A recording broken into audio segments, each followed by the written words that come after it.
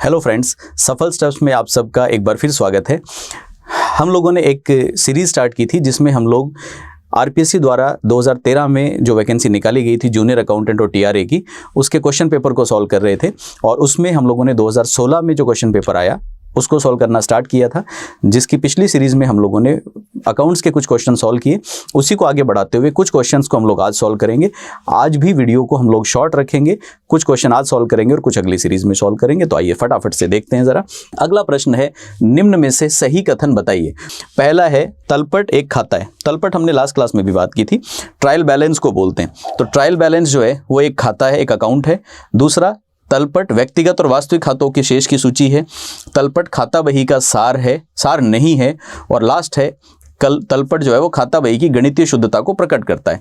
Trial balance is an account, trial balance is a list of personal and real account, trial balance is not abstract of ledger, trial balance reveals the mathematical accuracy of the ledger. ये क्या है, इस बात को समझिए ज़रा। देखो, accounting जब हम लोग करते हैं तो अकाउंटिंग कई चरणों से होकर गुजरती है, जिसको हम लोग नाम देते हैं। पहला चरण होता है रिकॉर्डिंग, दूसरा क्लासिफिकेशन, फिर होता है समराइजेशन, उसके बाद आगे के प्रेजेंटेशन, इंटरप्रिटेशन, एनालिसिस, कई चरण होते हैं। हिंदी में बात करें तो सबसे पहला चरण होता है अभिलेखन, फिर होता है वर्गीकरण, वर्गीकरण के बाद होता है संक्षिप्तीकरण और फिर जाके एक प्रस्तुतिकरण के नाम से चरण आता है। पहले चरण में हम लोग एक किताब तैयार करते हैं जिसको हम लोग बोलते हैं जर्नल। जर्नल को हिंदी में हम लोग बोल देते हैं रोजनामचा। इंग्लिश में जर्नल, हिंदी में रोजनामचा। रोजनामचा के नाम से पता चल रहा है रोज जो लेन देन होते हैं उनको हाथों हाथ जिस किताब में लिखा जाता है वो रोजनामचा कहलाता है। इसमें सभी लेन देन हम एक साथ लिखते हैं। आपसे कोई सामान खरीदा, मेरे से खरीदा, इसको बेचा, उसको बेचा, कोई भी खर्चा हुआ, XYZ, सब चीज़ें एक साथ लिख ली जाती हैं, जिसको हम लोग बोलते हैं जर्नल या रोजनामचा। बाद में यहाँ से हम इसकी छटाई करना शुरू करते हैं, वर्गीकरण करना शुरू करते हैं और हर चीज़ को अलग अलग लिखते हैं। जैसे समझिए मेरी बात को, विक्रय संबंधी सारी बातें अलग हो जाएंगी, क्रय संबंधी सारी बातें अलग हो जाएंगी। इसी तरह से फर्नीचर संबंधी सारी बातें अलग छांट के लिख देंगे कि फर्नीचर का क्या किया। इसी तरह से नगद की सारी बातें हम लोग अलग लिख देंगे। अलग अलग व्यक्तियों के लेन देन अलग अलग लिख देंगे। ये छटाई हो जाती है, इसको हम वर्गीकरण करना बोलते हैं। अब समझिए ज़रा, जैसे, और इनको हम लोग नाम दे देते हैं, अलग अलग खाते बन गए, अकाउंट बन गए। इस साल सेल में बहुत सारे सेल हुई, बहुत सारे विक्रय हुए, परचेज भी बहुत सारी हुई, फर्नीचर हमने खरीदा भी बहुत सारा, तो ये सब तो फर्नीचर हमने खरीद, एक फर्नीचर हमने बेच भी दिया। ऐसे ही नगद में भी पैसा आया होगा, गया होगा, पैसा आया होगा, गया होगा, बहुत सारे लेन देन हुए। तो फिर हम क्या करते हैं, हम इन सब का लास्ट में बैलेंस निकाल लेते हैं, योग निकाल लेते हैं कि कुल सेल कितनी हुई। तो मान लो कि कुल सेल हुई 10,000 रुपये, फिर निकाल लेते हैं कुल परचेज कितनी हुई, ये हुई 50,000 रुपये। फर्नीचर में क्या लेन देन हुआ, नेट बैलेंस बचा फर्नीचर 5,000 रुपये। ऐसे करके सबका बैलेंस निकाल लेते हैं। सबका बैलेंस निकालने के बाद फाइनली हम लोग एक विवरण तैयार करते हैं जिसका नाम होता है तलपट या ट्रायल बैलेंस। और ट्रायल बैलेंस में ये ऊपर वाले जो खाते थे इन सब का नाम लिख देंगे। जैसे एक साइड आ गया सेल, फिर आ गया परचेज, फिर हमने लिया था फर्नीचर, फिर हमने लिया था कैश, जो भी है सबका नाम लिख देंगे और इन सब के सामने इनके बैलेंस लिख देंगे। या तो दो तरह के बैलेंस होते हैं, डेबिट या क्रेडिट। कैसे होते हैं, क्या होते हैं, वो हम क्लास में पढ़ेंगे। तो जिसका डेबिट में बैलेंस आ रहा है उसका डेबिट में लिख देंगे, क्रेडिट में आ रहा है उसका क्रेडिट में लिख देंगे। अंत में इसका टोटल कर देते हैं, टोटल दोनों साइड का बराबर आ जाता है। ये जो तरीका है तलपट या ट्रायल बैलेंस कहलाता है। पहला सवाल ये पैदा होता है कि क्या एक खाता या अकाउंट है ये? जी नहीं, तलपट कोई एक खाता या कोई अकाउंट नहीं होता, सभी खातों के योग का विवरण है, सभी खातों के शेष का विवरण है, इसलिए एक खाता तो ये नहीं होता।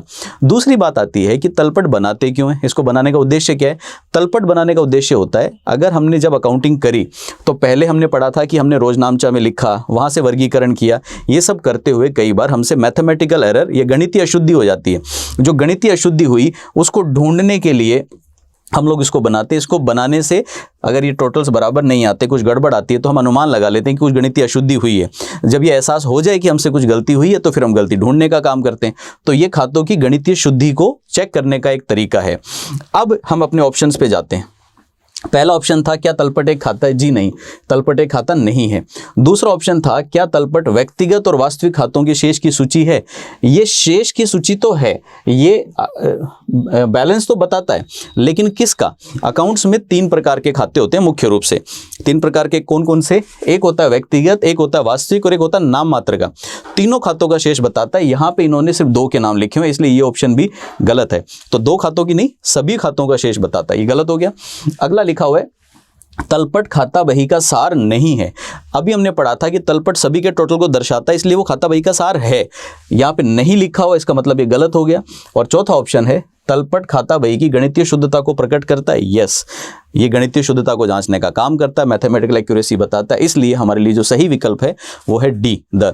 और याद रखिएगा, सिर्फ ये जानना काफ़ी नहीं कि आंसर डी है, आंसर डी, भाई ये पता होना चाहिए कि ABC आंसर क्यों नहीं है, तभी तो आप एग्जाम में कर पाएंगे, नहीं तो कोई भी क्वेश्चन आपको कंफ्यूज कर देगा। ऊपर वाले क्वेश्चन में जो अभी हमने डिस्कस किया, एक पुराना फर्नीचर, पुराना शब्द जोड़ा और पुराना शब्द जोड़ते ही क्वेश्चन बदल गया। तो थोड़ा जितना आप डिटेल में पढ़ेंगे, जितना लगन से पढ़ेंगे, उतने आपके क्वेश्चन होने के चांसेस, सही होने के चांसेस बढ़ेंगे। और याद रखिएगा, ये आरपीएससी जूनियर अकाउंटेंट तो एक ऐसा एग्जाम है जिसके कम से कम सेकंड पेपर में 100 में से 100 नंबर लाए जा सकते हैं। मैं बहुत बड़ी बात कर रहा हूँ, सेकंड पेपर की ऐसी तैयारी करना संभव है जिसमें से 100 में से 100 स्कोर किया जा सकता है।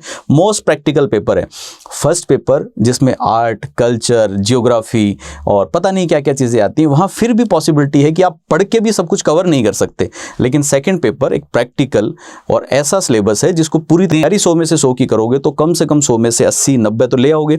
और जो बच्चा 100 में से 80% नंबर ले आया, उसको पास होने से, फाइनली सेलेक्ट होने से कोई नहीं रोक सकता। तो मेहनत कीजिए, अच्छा पेपर।